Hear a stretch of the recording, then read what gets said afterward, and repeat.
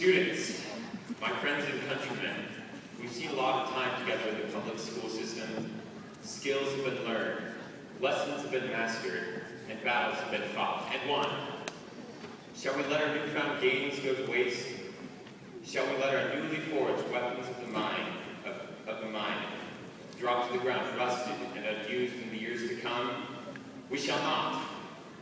There may come a time when the knowledge of students will fail them, when we forsake our potential and break all bonds of society.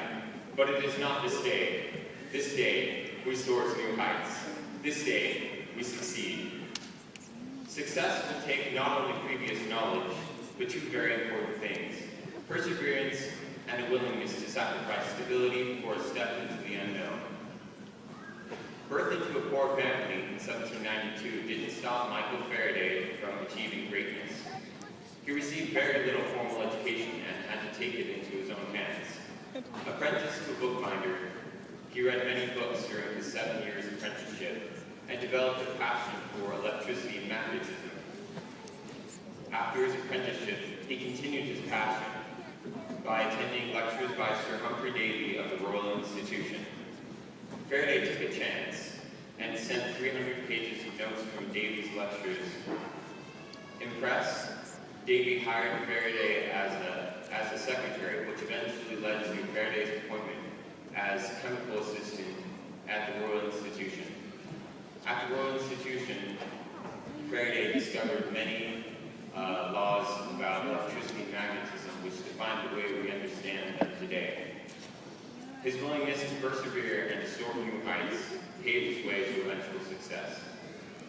The second key to success is braving the unknown. Taking that leap is always frightening, no matter how shallow the void is. When I was about 11, my family went to the BYU pool. At the pool, there was a 30-foot kayak, and my dad promised anyone who could jump off it that we would get a double scoop ice cream, a double scoop cone at the creamery, which was a pretty big deal. I was ready to get that ice cream. I marched up the stairs, stroked the edge, looked over, and marched back down.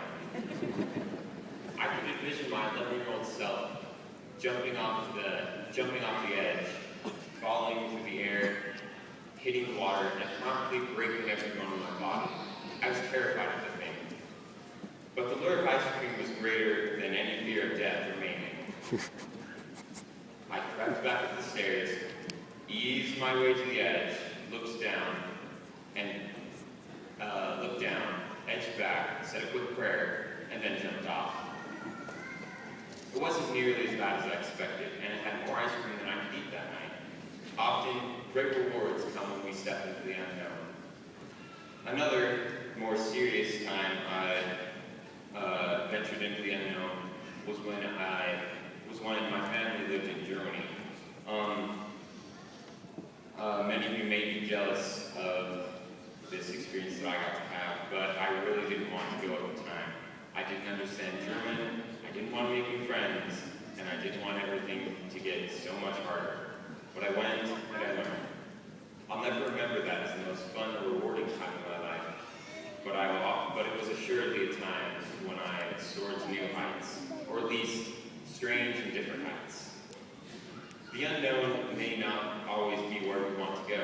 In fact, it may be the place we want to go the least out of anywhere in the world. But even if we prefer stability, potential instability for possible great reward is, in the long run, better. Even if we don't gain reward, discover laws that redefine science, or get a sweet frozen treat, we will always learn and grow. As my favorite song puts it, you can't work in fast food all your life. GG No Re High School, be excellent to each other, and party on, dudes.